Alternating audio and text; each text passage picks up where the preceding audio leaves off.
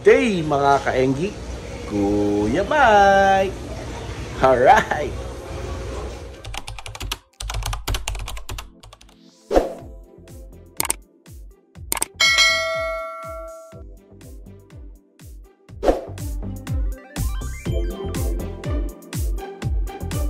So yun mga kaenggi, no? Kung hindi nyo pa napanood yung mga videos natin, no, yung nakaraan. So nag-regional assembly tayo, no? Nag-break muna tayo sa ating mga isda at gapi, no? Kasi nga member si Kuya Mike ng the Fraternal Order of Eagles at under Eastern Luzon Region 9, no? So tayo ay nandito sa Unified Finest Corps Parañaque Eagles Club. Alright? Yun mga kaenggi, no? So balik tayo sa ating mga gapi update. At yun, no? Kung gusto nyo sumali sa aming club, comment down below lang kayo, no? Alright? Yun mga kaenggi, no? Kung napanood nyo yung isang video natin, no? Inayos natin itong mga white tab, no? At naglagay na tayo dito ng mga fry. Ayan, no? So hindi ko na na-videoan, pero galing yan dito, no? Sa ating mga wild red. Dito pala sa kabila. Yan. So nilipat natin yan dyan para lumaki na sila ng gusto, no? Kasi maliit lang yung tab na yun, no? Alright? So mga kaenggi, no? Dito tayo, maglalagay tayong tatlo dito para magamit na natin yung mga tabs, no? Ma-start na natin mag-cycle, no? Ito, ang gulo na, no? Inisip natin paano natin to aayusin. So isip-isip para maging maayos at malinis at madali natin ma-access yung mga 2.5 gallons natin doon. Alright? So nalinis na natin, no? Mga kaenggi, yung tabs. Tapos yan, nalagyan ko na ng tubig. Alright. Plano natin, no? Pag ready na yan, yung mga nandito natin sa styro ay ilipat natin dyan, no? Para mas malaki yung kanilang galawan. At syempre, malinis natin yung styro. It's either malinis natin or maitabi na natin yung mga yan, no? Alright. Ito pa rin gagawin natin yan. Pagkatapos natin yan lagyan ng tap water, kuha tayo dito sa ating tank ng used water. Halo natin doon. Tapos aquatic plants para ma-cycle natin yung tubig, no? Alright. Mga kaenggi, nakakuha na tayong tubig, ano? At nailagay na natin dito. So yun rin po yung advantage, no? Nang meron tayong mga cycled stock water. Actually pwede ako dito kumuha sa Arowana Tangko, no? Talagang maganda yung tubig dyan. Pero dito na lang tayo kumuha, no? At yan, dito na lang tayo kukuha ng mga aquatic plants, no? Linisin ko lang muna, kuha ko dyan para mabawasan. Alright, kuha tayo dito ng mga hornwort, no? Kasi matataba na itong mga hornwort na ito dito, eh. Yan. So yung ibig ko sabihin linisan, kasi may mga snail, eh. Tanggalin natin yung mga ibang snail para hindi na sila dumami. So okay na siguro to. Okay na siguro to, no? Yan.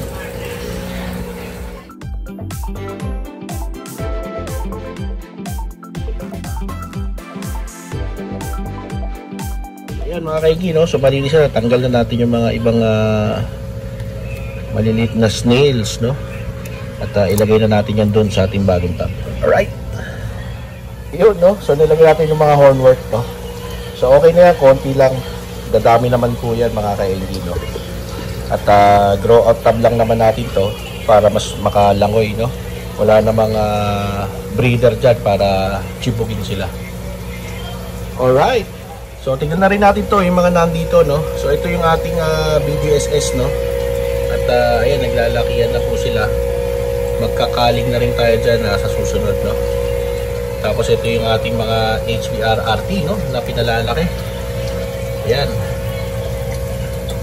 Tapos ito uli yung sa third tab natin dito. Ayan, mga BDSS pa rin to, no? Ayan. Yan, no? Alright. Mga kaigi, no? So dahil pwesto na natin yun doon, ayusin ko lang itong mga tabs dito, no? Para may saladsan natin na maganda kasi may dalawa pa dito, no? Alright. Ayun, no? At dumating na yung ating mga in-order na AFR. So acclimate ko lang muna to, tapos bayaran natin si Kuya. Alright. Yun mga kaingi, no? So dito tayo para maliwanag. So meron tayong nakukudahan na AFR, no? Magaganda yung kanyang mga pins, no? At mukhang malulusog. So i-acclimate na muna natin to para makasimula na siya sumundot, no? Alright.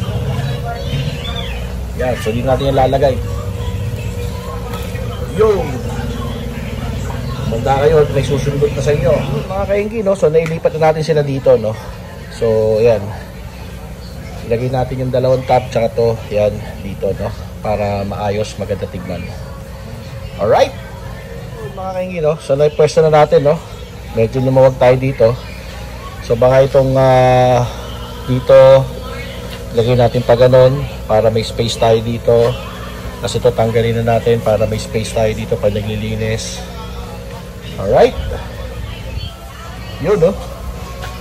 So yung ina-acclimate natin, i-release na natin mga kaingi, no?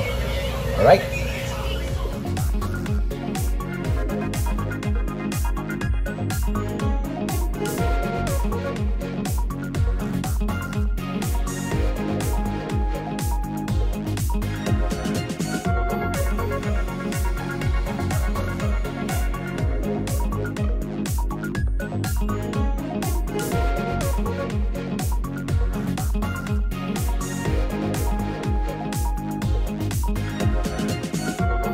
Yun mga kaingi, no? So na-release na natin sila, no?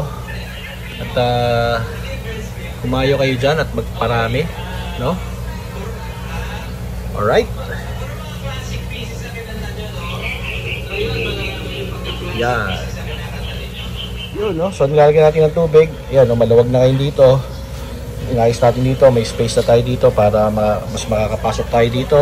Ma-access natin maigi yung ating mga 2.5, no? Yan, no? Tapos dito, yan, may access rin naman tayo dito, yan. Alright. Yun. Mga kaingi, no? So, yan muna yung ating magiging temporary, permanent na setup ng ating mga gapis. Lalagyan ng gapis, no? Alright. So, mga kaingi, no? So, kung nagustuhan nyo itong video na to, please consider subscribing. Like and share na rin para mas dumami pa tayo dito sa community. Huwag kalimutan mag-comment at sabihin kung nasan kayo, no, para malaman natin kung saan umaabot yung ating mga video. At syempre para i-shoutout ko na rin kayo. Alright. So mag-update na rin tayo dito sa ating mga tab, no. Teka, balikan ko kayo, no. Tapusin lang natin ito magpuno para dire-diretso tayo dito, no.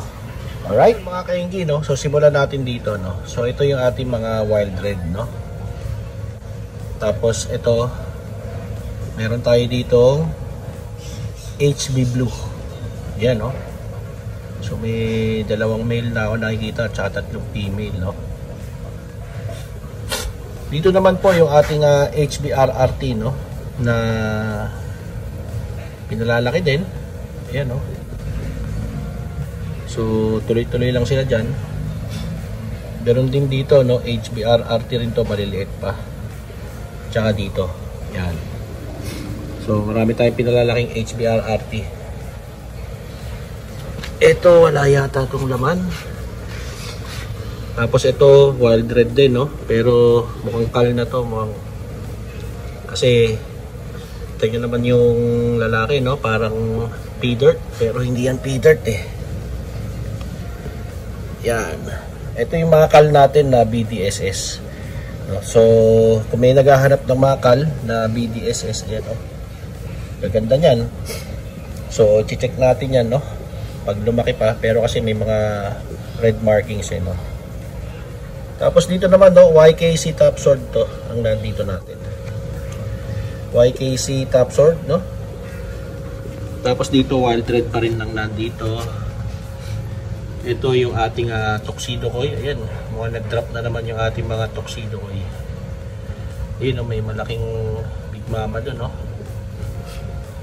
Tapos dito kanina nung nililipat ko, nagulat ako parang may natira pang ano, dwarf panda, no? Nasa likod, nasa ilalim lang siya, no? Ayaw lang niya magparamdam. Yan, no? Kasi tumakal na rin to. Yan. Alright. So, teka, kuha tayo ng fishnet, no? Para makita niyo kung comment down below kung anong strain kaya, kung tama nga ako na dwarf panda yun. Ito, dito, teka. Palagi siya nasa ilalim eh. Yun. Ito mga kaenggi, oh. Yan. So ilagay natin sa tab. Alright. So ayun mga kaenggi, no. Quick update lang dito sa ating mga nasa jar, no, na plastic container, no. Nalagyan na natin ng tubig to, naayos na natin yung mga ibang nalagyan natin. So comment down below lang, no, para ma-shoutout ko kayo, no. Although syempre si Kuya Mike patuloy lang na gumagawa ng video at nag-upload, no. So abang-abang lang kayo sa shoutout natin sa inyo, no. Alright.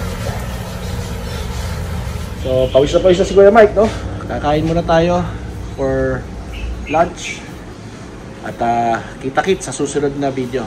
Alam na this. Bye-bye. Alright.